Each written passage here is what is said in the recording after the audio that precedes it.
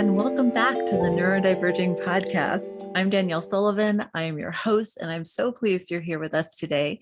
Today, we have a really exciting guest who shared some really good practical tips for everyday living for neurodivergence. So I hope that you will enjoy. We have our guest, Kathy Carter.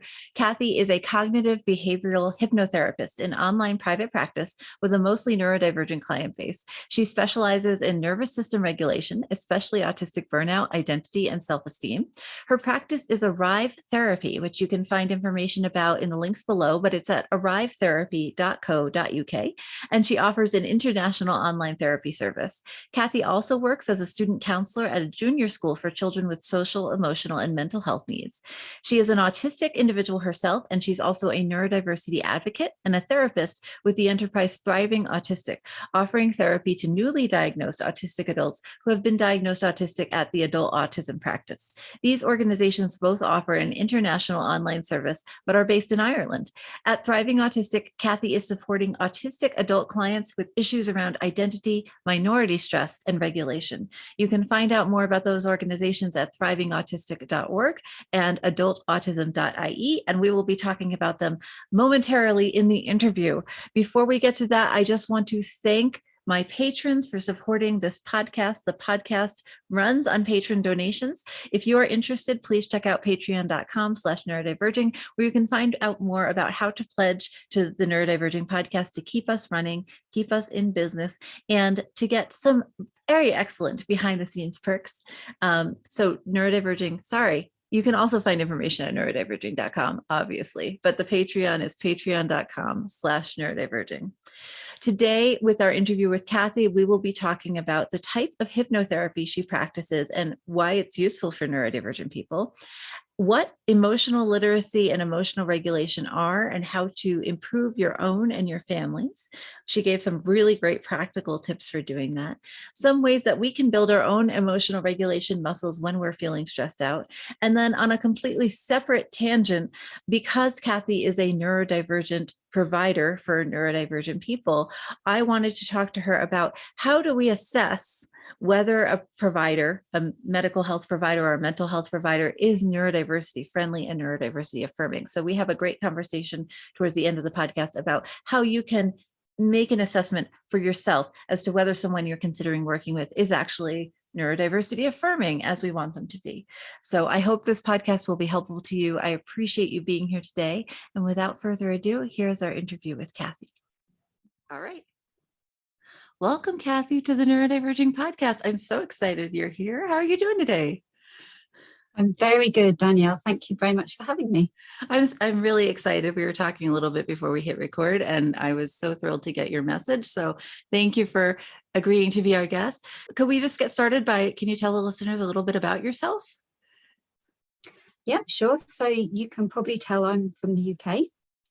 I'm an online therapist with mainly neurodivergent clients. I work with the social enterprise Thriving Autistic, who are based in Ireland, and they in turn work with the adult autism practice. So myself and my peers there, fellow therapists, we work with a lot of newly diagnosed adult autistic people. So I'm also in private practice in hypnotherapy. My therapy provider is Arrive Therapy. I'm a student counsellor at a school as well, so I work with junior age children, which is up to age 11 over here. Again, most of them are neurodivergent. And I'm also a neurodiversity advocate, I would say, so I write a little bit for the trade press over here, the therapy press. And I'm autistic. I have a son who's autistic and has ADHD. And I was diagnosed autistic when he was 4, so perhaps a little similar to your journey. Very much so. Late diagnosed. Yeah. Thanks so much. Yeah, my son was diagnosed at, I want to say 2.5. And I was diagnosed right after you. So, and I don't know if you've met Carol Jean Whittington, who has been a previous guest and works with Autistic, but also diagnosed after a child was diagnosed. I think it's very common, isn't it? So yeah, I think it is. I find, in fact, a large number of my adult women clients, I would say, have gone through that journey. It is very, very common at the moment. Yeah. It's really interesting. I also, in the coaching clients I work with, find that it's mostly women who have been identified after a child has been identified, either ADHD or usually ADHD or autistic. So yeah, we're definitely missed over a lot, but I'm really glad you're here and I'm excited to talk to you. So I know you're a hypnotherapist and I don't know anything about hypnotherapy except what I Googled frantically before speaking with you. And I'm sure I've got it very wrong. So would you be able to tell us a little bit more about the type of hypnotherapy you practice and like how it works for neurodivergent people specifically, if you can? Yeah, sure. So I feel like I'm quite sort of hybrid in the sort of service that I offer. So I would say I'm a holistic hypnotherapist. So I work online and my modality is actually cognitive behavioral hypnotherapy, which, as you might imagine, is a combination of CBT and hypnosis. And that's looking at how we use our thoughts and our behaviours in our day-to-day lives. But I'm also quite interested in trauma-informed therapies like dialectical behaviour therapy and things like the polyvagal theory of the nervous system. And I find that CBT type work isn't always that suited to neurodivergent individuals. So I can talk a bit about that if you'd like me to. But really, my hypnotherapy is about a lot of regulation. You know, sometimes with clients we might not really do any pure hypnotherapy, if you like, but a lot of the times we'll be doing regulatory work, relaxation, mindfulness, or we might embed a little behaviour somehow using it. So very hybrid, I think, and a little different to what many therapists would offer. I have the level of CBT awareness that many coaches have, but obviously I'm not a medical professional or a mental health professional. I have heard, I guess, that, and I guess I have seen that CBT isn't always a good fit for neurodivergent folks, but that dialectical behavioral therapy and some other modalities are better options. From your experiences in the kind of therapy work you do, has that held true? And do you have any sense of perhaps why CBT isn't always the best fit? Yeah, I do. I mean, I had CBT myself. I suspect at that time I didn't know I was autistic. I found it really great, so it was a good fit for me.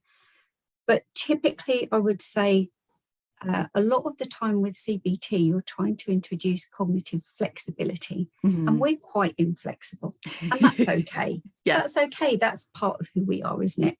And I wouldn't want to change a client who was presenting in an inflexible way because it serves them a lot of the time. It can focus on safety seeking. You know, you might be avoiding some social event or something. You know, autistic folk have a lot of social anxiety, and again, there's some safety seeking behaviours which are just intrinsic and okay, and you know, I wouldn't want to change those. Mainly for me, I don't feel that CBT as a therapy really aligns as well as I'd like with sort of nervous system regulation. And if you've got a client, or if us, you know, if we're just doing the work on ourselves, if we're quite dysregulated, so if we're in shutdown, if our system is very kind of slow and flat and we're very challenged, the cognitive stuff, all that metacognition, all that processing, looking at our beliefs, we can't access that. You know, we just need to get through the day a lot of the time. So, you know, you might have a client in that state and all they need is regulation, relaxation, really basic stuff. You know, the cognitive work, I think, comes when you're a lot more regulated. So I believe it's very useful, dependent on your state and how you're feeling on the day. Yeah, but it's maybe not step one in all the work you have to do sometimes to feel more okay in your day-to-day life. I suppose it is a journey. So, you know, once you get into some very simple little CBT techniques, they can be almost second nature and you use them just day to day. but it's something that isn't the first base, as you say. I think it's, certainly with clients, I would be trying to work out what's going on for them, how regulated they are. You start to look a little bit about beliefs and shoulds and all of the stuff that autistic folk have to deal with in terms of marginalization and everything. How is that affecting their view of the world? Mm-hmm. But yeah, it's I do use it and I'm a fan, but I would urge a little bit of caution with CBT. Yes. Yeah. I also have experience personally, like as a client with CBT, and it was very helpful for me. Yeah. But I also have bumped into many times places where it's just not a good fit. And as you say, I don't want to be pushing clients who are highly stressed and highly dysregulated into, like you said, I think it's a really good point that we can't always access our feelings or our thoughts to alter them with cognitive behavioral therapy when we're that, rigidity comes with stress. So the more stressed out we are, the harder it is to access that stuff. So I think that's a really good point. Thank you. So you talked a lot right there about emotional regulation and you didn't say sensory, but that polyvagal systems, getting aligned, getting coordinated in your body. Do you have a sense of why so many people, especially autistics, have so much trouble identifying emotion and regulating emotions in their day-to-day life? Yeah, I think it's a combination, isn't it? So many things. Obviously, the executive function difficulties, the sensory stuff, obviously big challenges. Yeah. And I think we, just as humans, as the population, we aren't terribly in touch with our nervous system. So, you've got alexithymia, obviously, when we can't quite connect with that feeling. But also, I think autistic folk have trouble processing our emotions in the moment. So if someone says, how are you feeling? We probably know very well or can access at some point how we're feeling or work it out. But in the moment, it's very hard just to say, oh, I'm sad, I'm happy or whatever. And, that's part of our neurology a lot of the time. I think, as I alluded to, you've got the oppression and the marginalization, and that brings anxiety, doesn't it? Minority stress. That leaves us a bit disconnected. And I think we're not very in touch with our nervous system. So I've, I guess, developed quite a good sense now of what state I'm in. But for example, you can be up in the fight or flight response or down in the shutdown freeze response. And in each little response, really, there's a state. And in that state, our bodies experience different things, different sensations, and the thoughts are very different as well. So, we're just not always sure what state we're in. And of course, children don't get taught all of this stuff at school of any neurotype. For most children, it's not there, is it, Danielle? It's just not taught unless the parents are able to help their children regulate. So yeah, I think we're just not used to regulating, and yet people expect us to all the time. So I think it's about personal growth, personal development, and just getting to know yourself, really. Yeah. So I'm an unschooler. I have my kiddos at home with me now, but when they were in traditional conventional school systems in Colorado has a really, for the United States, from what I can tell, a relatively robust social emotional learning program for preschoolers and on up, where they are to some degree helping kiddos identify their emotions, talk about their emotions, and then communicate about them to others. And it's great, and I'm glad it exists. But even that is so little compared to what I feel like many neurodivergent kiddos need, especially my neurodivergent children who are autistic and ADHD. We do so much work daily on just how are you feeling? What is that like in your body? And then sort of finding that on a scale of, you feel like this is big, is this really big, right? Or you feel like this is a small problem, is it really a small problem? Just sort of contextualizing, I guess, is the best way to say that. But I know many other places don't have any kind of social emotional learning in school systems. And I don't know how it is in Britain, or if it's more cohesive than the United States is, because schooling in the United States is very varied depending on where you are. Yeah, I'm not really sure I can answer that, because my experience is, I guess, fairly limited. But I've found, based on the school I work at my son's school and my client schools, that it's very dependent on the staff. Yeah. So if you have usually a head teacher who is very focused on social, emotional and mental health needs, as my school is, where I work as a student counsellor, the children are so lucky. You know, they've got a sensory room. They have a student counsellor at the school, as well as other counsellors. You know, every classroom name is named after a positive value. It's intrinsic, it's built in. But I do know that lots of schools aren't that fortunate for whatever reason. So I feel it's a bit dependent on the staff, actually, and you know, the support they've got access to. Yeah. So maybe similar to the United States, at least a little bit in that one specific sense. Yeah. Can we go back to emotional literacy a little bit? We talked about why it's hard for adults. It's hard for adults to really, really sum up very briefly what you said, because you said it much better. But adults have trouble regulating because we don't get enough practice in childhood, at least to some degree, right? And we have trouble identifying for the same reason, that we don't get enough practice and it's not maybe highlighted enough in our day-to-day.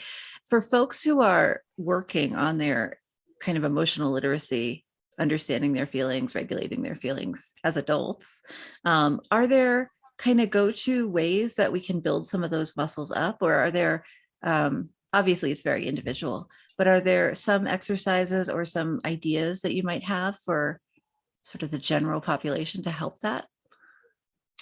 Yeah, so certainly with the young people I work with, I do always encourage them to develop a sort of emotional toolkit. You know, so we talk about values and strengths and so on, and how to calm down or regulate with things like music, or discharging with sensory toys.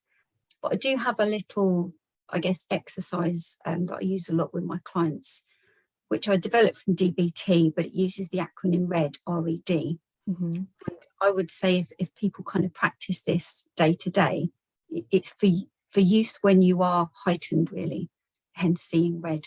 So the R would be to regulate. So in that moment, you know, you're triggered, you're heightened, maybe you've gone into fight or flight, something's happening in your body, you're getting those sensations. Do something to regulate, whether that's a relaxation technique, a breathing technique. A lovely one is just to breathe in and hold for maybe 6 counts, breathe out slowly, and just do that 2 or 3 times. The parasympathetic nervous system kicks in. Yeah.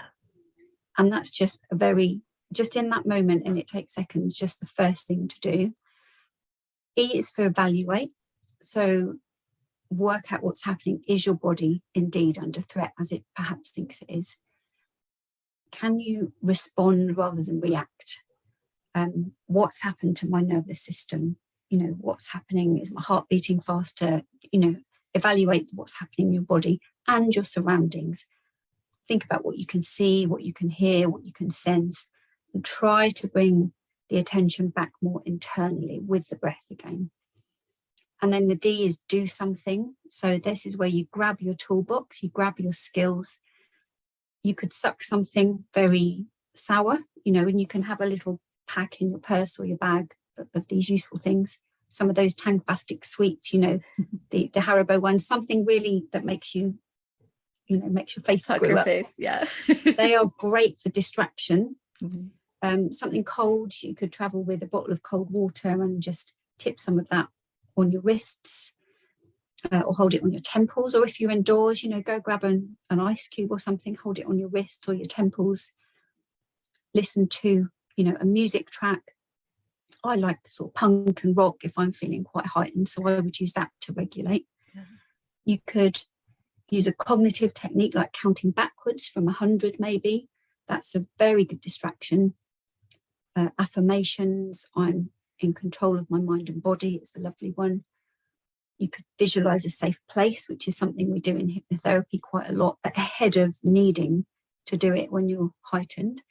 And you can tap the collarbone, you know, these sort of emotional freedom technique type tapping. You could use havening when you're sort of stroking the top of the arms. And all of that can take minutes or seconds. And if you're practicing it at the traffic lights or when the kettle boils, it's a really good little tool in that heightened moment when someone's cut you up in traffic, or your child has triggered you, or you've triggered your child, just to remember, oh, okay, red, regulate, evaluate, do something. I do a lot along the film Inside Out, Mm-hmm. with that lovely sort of panel of collaborative characters. So I always talk, especially to the young people, about their version of that. What are their parts? What are their configurations? And often we'll give them names. Mm-hmm. And the child obviously thinks of the name or draws them even. So that is really good, I think, for emotional regulation, to go, oh, okay, it's my squiggly fluff is one of the names I love. That's my adorable. squiggly fluff is, I know, isn't it lovely? It's driving my train at the moment. It's driving my body. It's in control. And, I'm actually in charge here. So thanks, squiggly fluff. Let's just calm everything down. And, just think about that little control panel in the brain and who's in charge. And essentially the individual has to be in charge, not a little part that's being triggered. And there's obviously stuff around, boundaries and self-care, all of the usual things that we just need to do to be healthy humans, essentially. Yes. Yeah, but that was a fantastic list of kind of red alert, immediate response.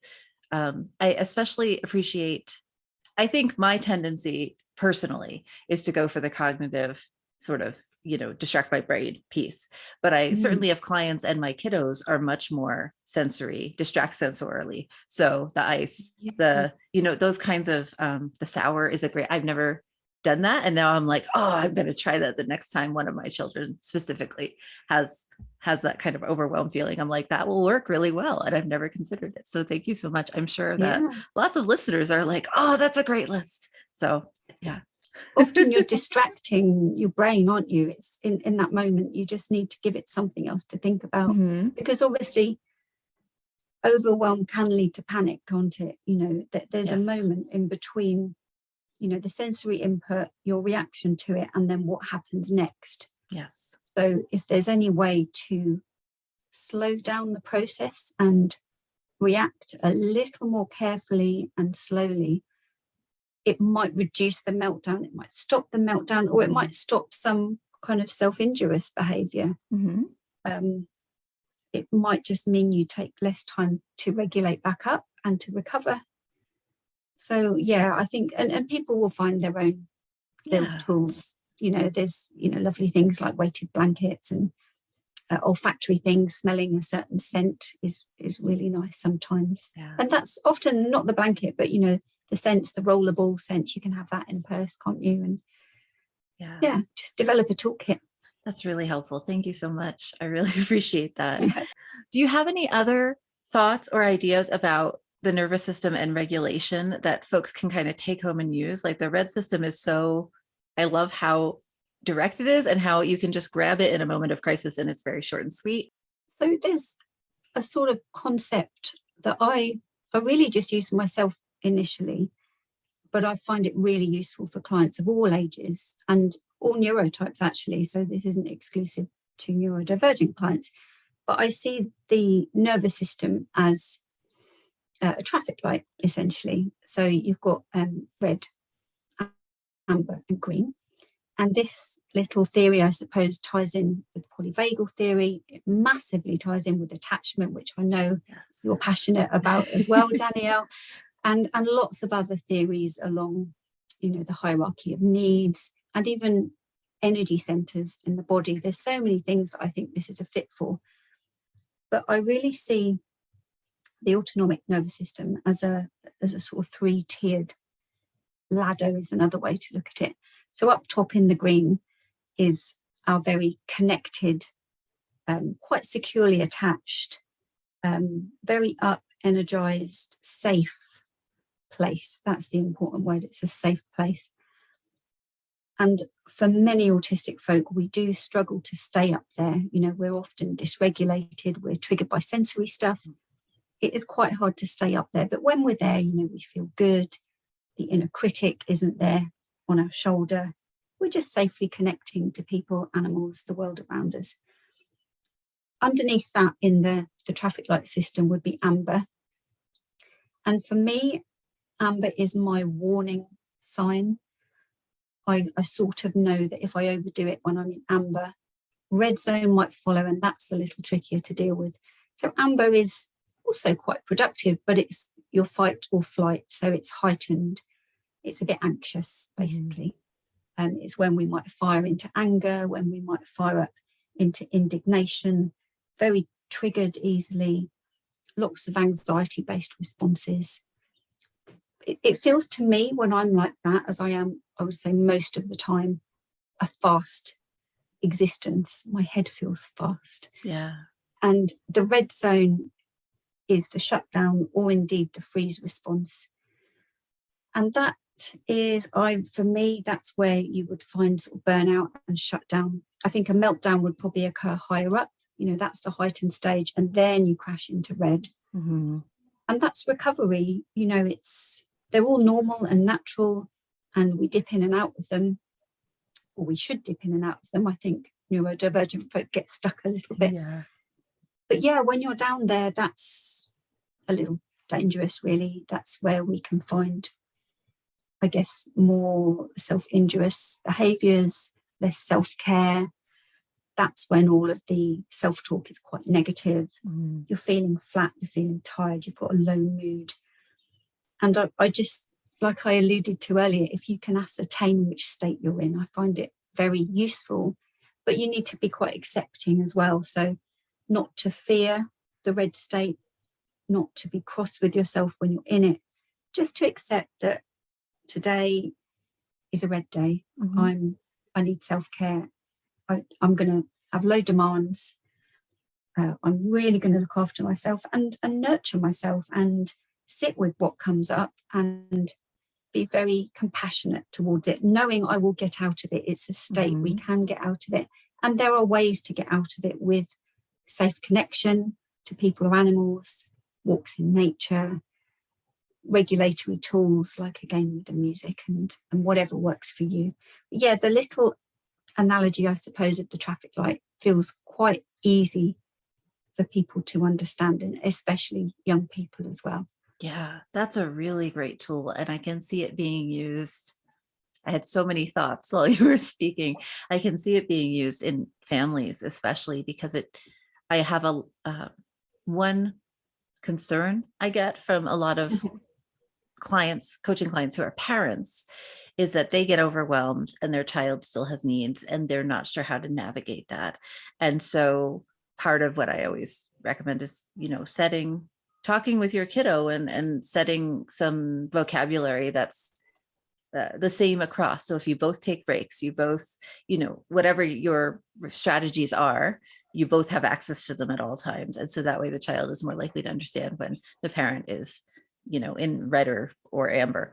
But I had not gotten to the point in my own thought process of putting it into a physical object like a traffic light, and that is beautiful. And I can imagine that many people will get a lot of value out of that. So thank you so much for sharing it. Yeah, okay. I really appreciate it.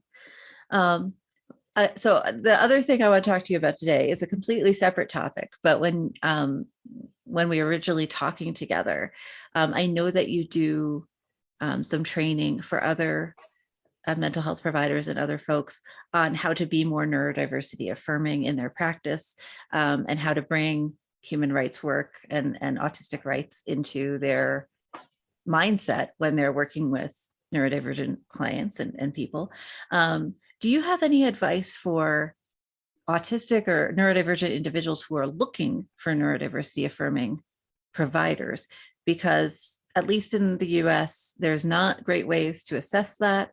You can ask individual providers if they're neurodiversity affirming, but sometimes they'll say yes, but really not have the training that supports that. And I've had many kind of emails and questions from podcast listeners and coaching clients who have reported just unfortunately really sad negative experiences with providers who are meant to be neurodiversity affirming and not. So how do we as clients assess whether somebody actually is neurodiversity affirming in their practice and their kind of concept of treatment, versus just kind of saying it because it's the buzzword. Do you have any thoughts? Yeah, I think likewise, it's the same for us. I feel things are improving, but it's still very challenging. So first off, I would look for the language that the provider is using. I personally like identity first language, so I am autistic rather than I have autism. That's not universal, but for me, that's something I would look for. I find the puzzle piece quite dated and a bit off-putting. Yes, so if a I would website agree. was emblazoned with that, I would find it a little alarming. Very medicalized language, which I know is a hard one to overcome because, depending on who's funding the provision, obviously we're talking diagnosis here, it is medicalized. But again, if it's too much, I would want to see some of the social model coming into, their advertising materials, their social media and so on. I would look for neurodivergent people working there or on the board, Yes. if it's a charity or some bigger provider. And that's obviously an asset they'll promote. So most organisations like yourself and like myself will mention it because we know it's a way of connecting with clients. I would avoid any coercive training type provisions that try to take away a client's autonomy. You can spot them, I think, quite easily. If it's a provider, an individual, you can go onto their website and look out for very neurodiversity affirming language. They might flag it up on the listing. I personally, and this is a bit, of my opinion, I find it off-putting when an individual or a service provider knocks labels. So I know it's quite cool to not have a label. So you'll hear things like autism doesn't define you, or, your many other things other than your autism, as if we could take it on and off. But certainly over here, and I'm sure in many autistic communities, the label is part of our identity, our tribe, our kinship. So just as being gay or gender fluid, gender diverse is a community and an identity, for me and a lot of my clients, being autistic is like that too. So I've had multiple therapists use quite non-affirming language with me and say you don't look autistic and things like that. That's a red flag. So I mentioned at the start that I work with Thriving Autistic. So this is a social enterprise that lists a lot of neurodivergent therapists in all sectors, from counsellors and hypnotherapists to occupational therapists. And most of them will work internationally online. So thrivingautistic.org has a list of therapists there, which your listeners may well be able to utilise. Mm-hmm. Over here, we've got the Association Neurodivergent Therapists, which is another non-profit that has therapists working out of the UK and Ireland. And again, a lot of those may well work online. They're at neurodivergenttherapists.com. And I suppose mainly I would just try and speak to the provider, trust your instinct, ask them questions, find out what training they've got, find out who is there, who is autistic or neurodivergent, and just see what your gut tells you, really. I think there's a lot to be said for trusting your instinct. Yeah, thank you. I appreciate how you elucidate some of the problems with the language, the puzzle piece, the way autism is framed as an identity or is not framed as an integral part of who we are sometimes. That is a piece that, I can gut check and say that doesn't feel right, but I had not actually gotten to the point in my own thinking of getting the link between how disassociating ourselves from our identities is actually, like, for a provider to do that does link to potential harm in the future. So I really appreciate that. I think it's, widespread across education, social work, psychotherapy, counselling, just everywhere. And there's a lot of changes around equality and equity and, disability awareness and acceptance. but it does come in small steps. So I suppose if we're able to flag it up, we can do so, can't we, in quite a kind and helpful way if we find therapists or providers. I've done it recently, actually. There's a local authority who gave a presentation at my son's school, and I hope helpfully suggested to them some changes to their website, because some of the language was a little dated and so on. And I think we can all do that. If we see it, we say it, flag it up, because that's how we all learn, isn't it? Yes, exactly. And approaching kind of kindly and curiously and helpfully, a lot of folks respond very well to, and many people are trying their best to be supportive and just don't have the resources or the access to the kind of education that's most up to date. So I appreciate you saying that. Wonderful. Thank you. So the links that you mentioned, just for listeners, will be in the show notes and also linked below. So please go check that out at thrivingautistic.org and adultautism.ie. And I will also be linking Kathy's website at arrivetherapy.co.uk. And you offer international online therapy. So folks can access you potentially from worldwide. Yeah, that's right. It's so easy now, isn't it, with all of our technology? It has made this podcast and many other things possible. So I'm very grateful for it. Pop on to arrivetherapy.co.uk, and I've got some podcasts there. I've got some blogs there, some content. Yeah, everything's there. I was on the website last night, and there's some really good blog material, especially. Maybe I just focus on the reading because that's my brain, but I liked your post on the polyvagal theory and how it connects to neurodiversity affirming. And there's some really good stuff. So I encourage people to go check it out. Links below. Thank you so much for being here today, Kathy. I really appreciate it. I think people will get a lot from this interview. Oh, well, thank you, Danielle. It's been such a pleasure. I've really enjoyed it. Thank you so much for joining us on the Neurodiverging Podcast today. I really appreciated Kathy's description of some of her systems that she uses to help people in emotional distress, like the RED system and the traffic light system. I hope that they will be useful for you. I really encourage you to go find out more about Kathy and perhaps see if she might be a good fit for you. Check out the links below and in the show notes. And also we have a transcript available for folks who would like it. I am available if you have comments or ideas at neurodiverging.podcast@gmail.com. And I look forward to seeing you again in the next podcast. Please remember, we are all in this together.